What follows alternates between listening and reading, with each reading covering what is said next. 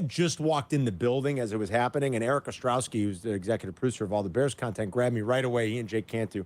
They're like, don't think much about it, just go. And I was like, seems like a lot. I think he's a good player. He's probably their best pass rusher. He probably walks in as their best pass rusher. Yurko argued maybe it's still Ngakoue, but I think he's good. But at the same time, my knee-jerk initial reaction was like, damn, here we go again. You're giving the 35th or 38th pick up for... That's what I said to Waddle. I said, and I keep going back and forth. I want more good players. That's been my mantra. Right. More good players, not less good players. But the playbook on a rebuild is not in back-to-back years giving up the 32nd overall pick and the 35th overall pick in the draft. For instance... A.J. Brown. Do you like A.J. Brown? Yes. Set an NFL record Sunday. Yes. A.J. Brown was a second-round draft pick. Do you like Devontae Adams? Do you like the career Devontae Adams has had? Yes. Devontae Adams was a second-round draft pick. You could have had, and a lot of people have said, you could go get Montez Sweat in free agency. You can overpay for him in free agency. And you could draft then with the 35th overall pick in the second round. But so I don't mind the philosophy. I'm very confused is basically what I'm trying to say. Yeah. Carm, you know what? I'm very confused. My first thought was, honestly, because it was a thought that I had yesterday leading into the trade deadline, was because this organization is in flux in a lot of ways, would Kevin Warren give Ryan Poles the green light to do whatever it is that he felt was best for the franchise as the general manager of the franchise? I thought it was a real, an interesting question, or one that I wasn't so sure of either. Did you see the stern look on his face out in the building in SoFi during the game? Yeah. I mean, we've talked about a lot of things being in flux here. My first thought was, well, I can tell you this, the general manager's job security is A-okay. Because he's not going to allow you to give up another second-round pick. I didn't really think about if, that. in fact, the president wants to tap the brakes on anything that is kind of, big in motion. The other part of this is, it better be attached, or some sort of 4 or 5 year deal better be attached to it, right? Well, but it has to be. Then you ask the question, what does that contract look like? Because I heard Johnny talking about, can he be your alpha? Can he be the guy that leads a group of lesser players, or hopefully they'll improve their talent level? But in Washington, I don't know what role he plays in terms of 1, 2, 3, or 4. I thought, rewatching the Bears-Commanders game, that Chase Young was by far their most disruptive player. Now, I think he's been their best player on that line all year. Now, his knee may lead people to, I think the 49ers are renting him. I don't think they're looking to sign him long-term. I don't think they can. I don't think that team has the capacity financially, do they? Yeah, you're probably right about that. They're probably we need to go for it now, and they don't have a ton of depth on that D-line. And that defense has not looked good the last couple of weeks. They don't have a lot of depth. So I don't look. People in the Twitch chat are arguing with me. Now go over all the busts in the second round. My point on this is I'm fine with making a trade and making trades. But when the guy is available in free agency in just a few months, and you could keep your second round pick, that's the point. Do you know what I'm saying? Yeah, when when you're 2 and 6. Right. That's the key here. But again, I'm still confused about it. I like the philosophy of jumping free agency, of identifying a player who's going to make you better and jumping it and acquiring him. So I'm not saying that this is a bad move. They need more better. They need him. I said bad player. No. They need more good players than less. But I also don't think that the playbook on a rebuild is getting rid of prime draft capital. You can't say Abdallah's worm fetish, who loves to argue, is saying, well, look at Poles' draft record in the second round. If you think that about Poles, then you got to get rid of him. Yes. If you don't think he's a good drafter in the second round, then you've got the wrong general manager making trades and drafting in the second round. Yes. That's the point there then. Picks in the top 40 should never be poo-pooed. As well, it's no big deal. It's Right, a top right. 40 pick. That's a great pick. Yes. So you need to, like, that's where you can find your center. That's where you can find another really, really good player. That's where you could find another really good pass rusher. A good receiver. What like does you his said, a contract lot. look like, Yerk? Whose As contract? Sweats. Sweat. I mean, because you don't make the $11 and a deal half without- million dollars. Yeah, but he's saying what's per the year. new one? What- What's the new one? No, look no, no. like? I don't know what he wants, but if he wants top dollar because you were traded for, I have a feeling I know what he wants. I don't know what he's going to end up getting.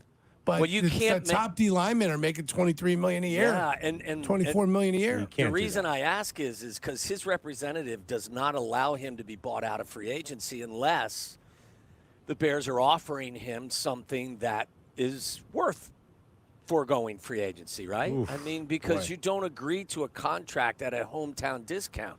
You only get, especially Well, at and it's 27. not his hometown. Right. He's just you know getting what I'm here. saying, just a discount. He's not going to get the free agency again, more than likely, right? No, I mean, he's 20. He'll be 27, gonna 28. He'll be 28 so next year, yeah. this is his home run contract. Yep. It's going to be a big one. I mean, Jeez. it doesn't it? Like, or otherwise, don't you have to have kind of a number written on a napkin that you're winking with his representative? I mean, have you're not getting him for less than like 20 million a year, right? That's what I think. I is he think worth it's it? like He's the 4 third years, highest 90, paid. 4 years, $90 million. Yeah, something like that. Where is that compared to like what Bosa just signed? What did Bosa just sign? Well, Something he's happened? not Bosa. Oh, no, I know. I'm just saying. though. Bosa's was. I can get it for you Here real you go, quick Nick here. Bosa. Mellor just gave it to me. The average per year is 34 per year. Yeah, Total yeah. guarantee is 122. What's like? I'm trying to think. The average annual. Miles Garrett makes 25. Yeah, I Joey Bosa, his Nick's brother, makes 27. T.J. Watt makes 28. Give Like me Trey Hendrickson makes 21. Bradley Chubb makes 22. Max Crosby makes 23 and a half. And then it goes down to Harold Landry. So BC kid from- somewhere in the vicinity, like 22 million. You think, Yeah. Sylvie? That's my guess. Double his salary from this last year. Like Tommy said, this is his one chance to really strike it big. This will So take you got to him. be willing, Carm, to sign him to a deal that's going to pay him in excess of 22 to 24, $25 million a year, right? I mean, isn't that? I don't think you're doing it for anything. Certainly not less than 20. And Sylvie, I think, has a good number. It's probably, if you're not ready to pay 22 million a year, Then you why shouldn't did you have made do the this? deal. Then you shouldn't have done it. No, and I think you're right, Carm. That was my first instinct. I don't think you make the deal without having some sort of parameters with the agent. You don't. Yeah, I would like think. you have Jalen Johnson and his agent right now checking deals Yeah. because he's not happy. And you can franchise Jalen Johnson, but you wanted to avoid that situation. So what did you let him do? You have him shopping himself. You could have franchised Roquan, but you didn't franchise Roquan. Instead, you shopped Roquan and you traded him. So for those who say, well, we can always franchise Sweat, you're not trading for a guy only then to franchise him because you've avoided this. You've avoided those situations because you didn't like the contract disputes you've had in the past with your own guys. Why would you trade for a guy only to have a contract dispute? I think it'd be crazy. wouldn't. I do, especially considering how high the compensation is going to be.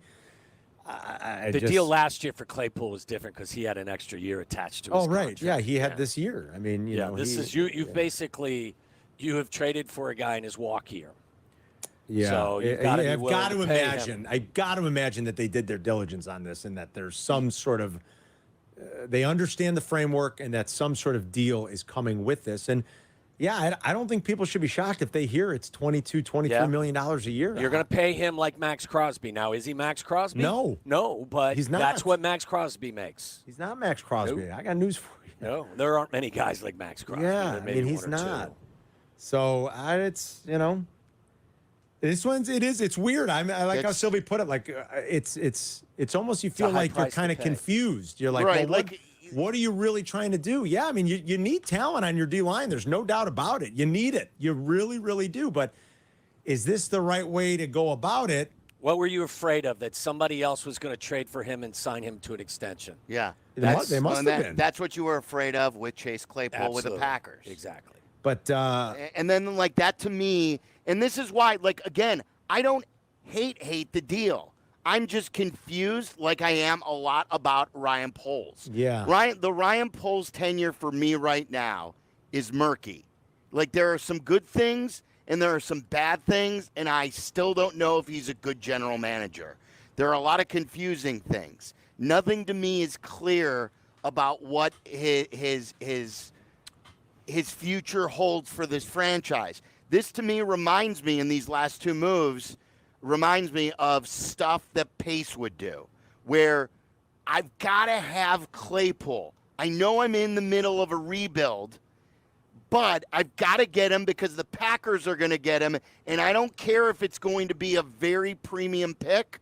I've got to have him. And a year later, I know Sweat's there. I know he's not a superstar, but I've got to have him. And I know he's a free agent in 6 months. I know I could get him there. But if someone jumps him for us, in front of us, like, yeah. I still got to get him. So I'm going to give him possibly the 35th overall pick. I got to have him. And I know we're in the middle of a rebuild. So I'm going to give him the pick. So to me, again, he's a good player to have. He makes you better. But again, this must have, when you must have a lot of things on this team in the middle of a rebuild, when draft capital is of the essence, is that what you want to be doing right now? When he could have been a free agent, all you needed to do was overpay him with money, and you didn't need to give up any draft capital.